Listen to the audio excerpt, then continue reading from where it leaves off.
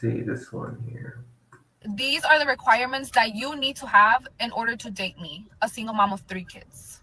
Number one is that you need to be making at least 130K a year, and you need to have at least 2 side hustles. If you cannot make 130K or more, then you are out of my fucking league. How do you expect to give me money for my kids if you only make 50K a year? Second is I don't date men that are younger than me because for obvious reasons. So if you are 26 and over, then you qualify. 26 to 35 is the age limit. Okay, I feel like 35 is pushing it because they look old as fuck already. Oh, I'm 26. I'm a baby. So yeah, you have to have at least 3 cars under your name. Your second car has to have 8 seats because I have 3 kids. Oh, I want them to be comfortable whenever we go with you on a trip or something. You want me to come with you? I'm gonna bring my kids, and you need to have enough space for my kids. So that's why I require you to have an SUV and a vehicle of your own if you're gonna be dating me. Another requirement is that you have to have a property under your name, and you have to be looking into getting your second property. You have to get a home that has 6 rooms because each of my kids have to be in their own room. So you have to be considerate, purchase a house that has 6 rooms because that's only common sense. Like, and if you cannot meet those requirements, then you're not the fucking one. The last requirement is that it has to be pink. If it's not pink, no. Pink and brown go together. Pink and brown, like what? Duvalin, you know? These are the So yeah, all of these requirements are pretty much materialistic. This is sizing up a man's bank account, his assets, his cars, whether or not he can afford a home with enough rooms in it. Um, this is going to be one of those cases where there's not really much to say on it. I mean, it's ridiculous on its face, and no man who has the kind of value that she's asking for is going to date a woman with kids. You're not going to achieve a six-figure income, a house with multiple rooms and multiple cars, only to date a single mother over a single woman who has never been married or isn't a mother and is single and is beautiful. Those are just the realistic options and expectations when it comes to the dating market. Um, you're going to find someone who is single and someone who is attractive, and you're going to try and court them because most men want their first instinct is to start their own family and to build their own family, not to fly in and take care of someone else's kids or someone else's family. That's just not their first instinct, especially if they're balling out of control at 6 figures. So I'll keep it pushing. I don't want to insult anybody's whatever. I mean, it's her requirements. It's what she's asking for. So either she'll find what she's looking for, or someone will find her, or they won't. This is a woman, I believe, that probably gets approached multiple times while she's out in the world, but she's not finding this um, high earning man that she's trying to filter out, and I don't think he's going to go to her. So, just saying. Let's see. Let's try this one. These are my top 3 requirements if you wanted to date me. Number 1, you must be okay with me making more money than you because it's probably going to happen. Number 2, you can't ever want children because I am never going to have any, so it will not work. 3, you have to be okay with me being with you 24/7 because I have severe codependency issues. These are my top. Um, be okay with me making more money than you. I mean, that kind of sounds. I don't know how that sounds. I mean, if she's a millionaire or something like that, or a billionaire, then okay. I mean, most men will have to accept that, right? But if most men who are high earners are watching this video, are probably gonna like give her the side eye. I mean, I had my money. I can make more money, of course, but I've had my six-figure income, brand new car, big house, things like that. So if I'm looking at somebody and they're making videos about them having more money than I do, then it's kind of like, well, the only thing you're going to do is try and leverage it over me and throw it in my face every argument we get into or every debate we get into, because you believe that your money means that that you're either more masculine, maybe, or maybe have more authority or decision-making power, or had some kind of leverage.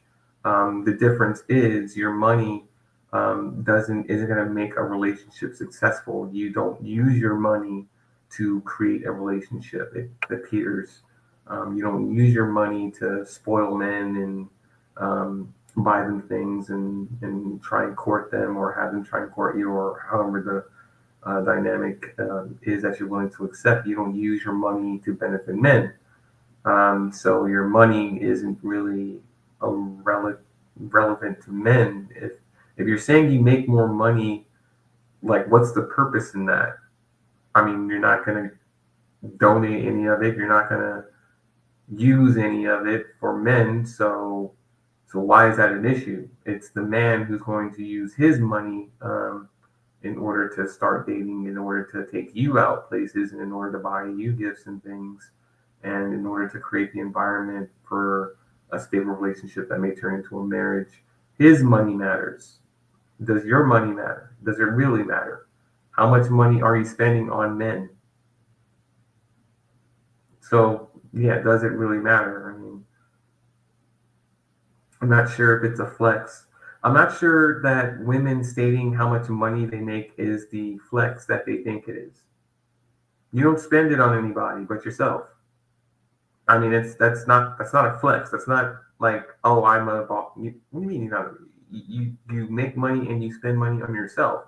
I buy dinner for, my date. I buy my daughter an ice cream cone. I buy my sister this. I use the money that I earn to provide for other people or get other people things. That's a flex. Making money and spending it on yourself is not a flex. It just isn't. So,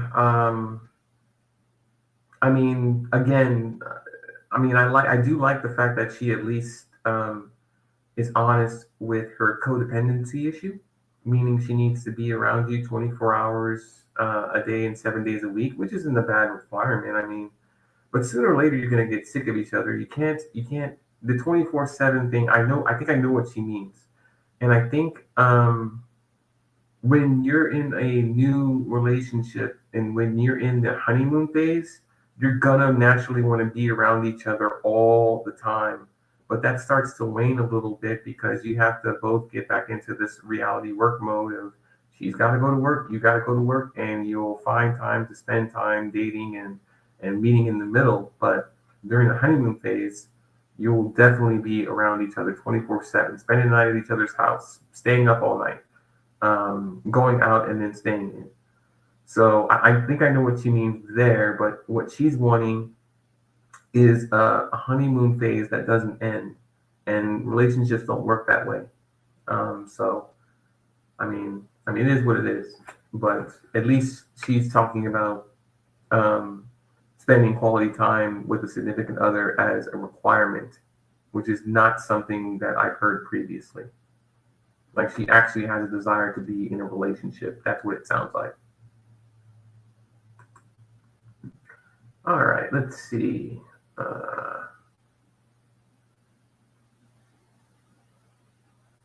This might be interesting, maybe.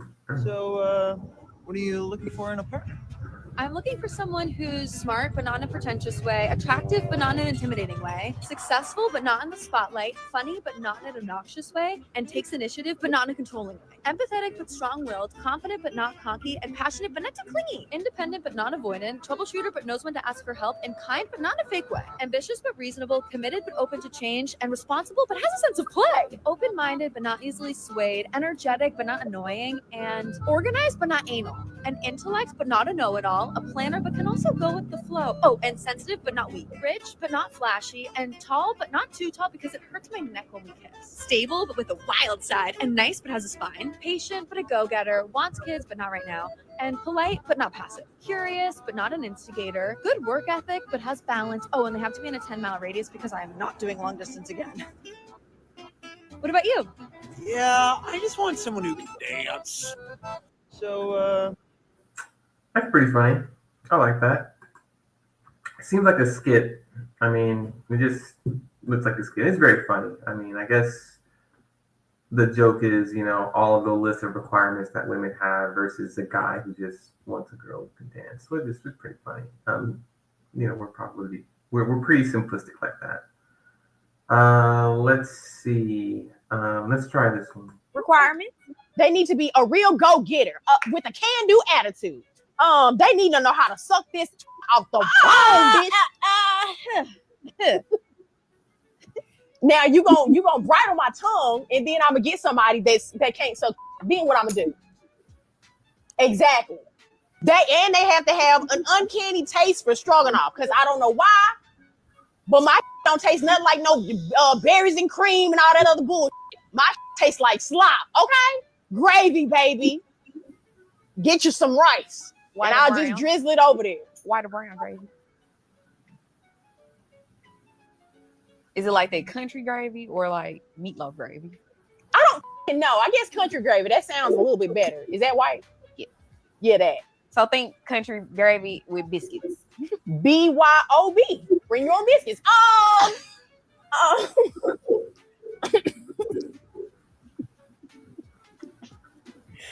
What was the question again? I don't even know. What was my requirement? Okay, yes. He has to have a good head on his shoulders and a lump sum of dick.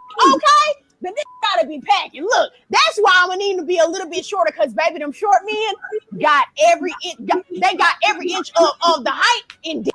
Okay? Because I don't need nobody 6'2" with a size 3. Make it make sense. You see what I'm saying?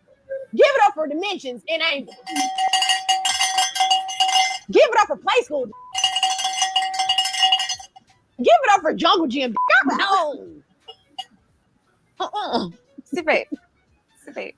If you don't want me to answer, why you keep asking me questions? Because you're taking it a little too far. We right here. You all the way over there. Shut up. You don't have to do all that. Shut up. This monkey get out if it want to. It's gonna run amok. Might shut the beat in October on my gas. Yesterday is gone. Okay, yeah, that was pretty funny. This is the first one I come across where it's more like, sexual requirements, but I mean, now that I think about it a little bit, yeah, there are probably a lot of, there are dating requirements, there are sexual requirements, so I do understand that there's a dynamic between the two. And I think in hookup culture, it's about sexual requirements, and about dating culture, it's about other requirements that are outside of sex. So, I mean, it is what it is. But yeah, but before you get to the one, you need to get to the other, at least in my opinion. Okay, so I'm like a little bit of a Reddit girly, and I saw something, and it was a guy like asking about something, but I just want to say, girls, if you are putting things like, I only date guys who are 6 feet and taller in your bios on your dating apps and stuff like that, I'm just letting you know, you're not just deflecting the guys who are shorter than that you don't want.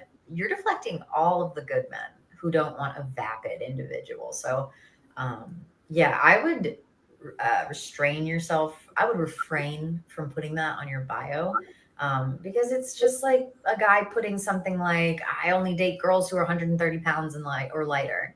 Like, you wouldn't want to date a guy who had that in his bio, would you?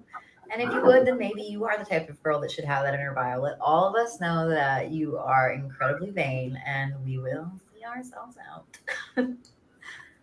Okay, so I'm like Yeah, I mean, I guess she's got a point. I mean, half of the dating apps that wean men out based off of height or weight or whatever, I mean, you filter out a lot of good potential dating partners or relationship partners based on superficial or artificial things that they can't control, such as their height. But yeah, that's also one thing that's got to kind of be curbed or come to an end, only because you can't control height, right? But you can control how you feel about a person. If two people are in the real world and instead of cyberspace, chemistry in your biology takes over, and what you feel becomes with another person becomes more relevant than your requirements or so-called requirements. So I mean, we're listening to requirements right now, but we're in digital cyberspace. We're not in the real world where when you bump into someone casually that you might be interested in and there's mutual attraction there, you don't. All of this thing doesn't matter, Let's see what else we got. Requirements in dating. I live in my house and I like my space and I like to go to sleep when I want to go to sleep and I like to turn on the television or read when I want to read. So if I ever got married again, he would have to live next door. Wow. Okay. I think this is on somebody else's voice track or something like that, but I guess I'm feeling what she's saying, but I think it's more of a skit, so I don't think it's not her real opinion, so let's skip that. Let's try this one. What's the minimum height you would date? 5'11", but like I would rather have 6'2". 5'6". I'm 5'3", so I don't care as long as they're taller than me. How tall are you? 5'2". So a man who's 5'6", 5'7", who checks all the boxes don't have a chance with you? No. The last guy you dated, how tall was he? 5'11". What is it about the tall man you typically go for? They're usually more funny because they're a lot more outgoing, honestly, because of their height. No, because if I have a son and they're short, I feel bad for them. I don't care about all that. I don't care about all that. Or short king has a chance with you? Yeah, I like the short kings. Okay, they're funny. A win is a win. A win is a win. I guess this one's not bad. I think the height preferential thing was kind of a problem back in like 2021, 2022, 2023, something like that. We were talking about a lot of social media talk was about how women only are interested in a small percentage of men based off of their height, their income, and their physical appearance. So I think this kind of falls into that kind of like gap, artificial gap that we kind of all need to get past, because no one's ever going to check off all of your boxes, so. Let me see, that's dating requirements. Let me look up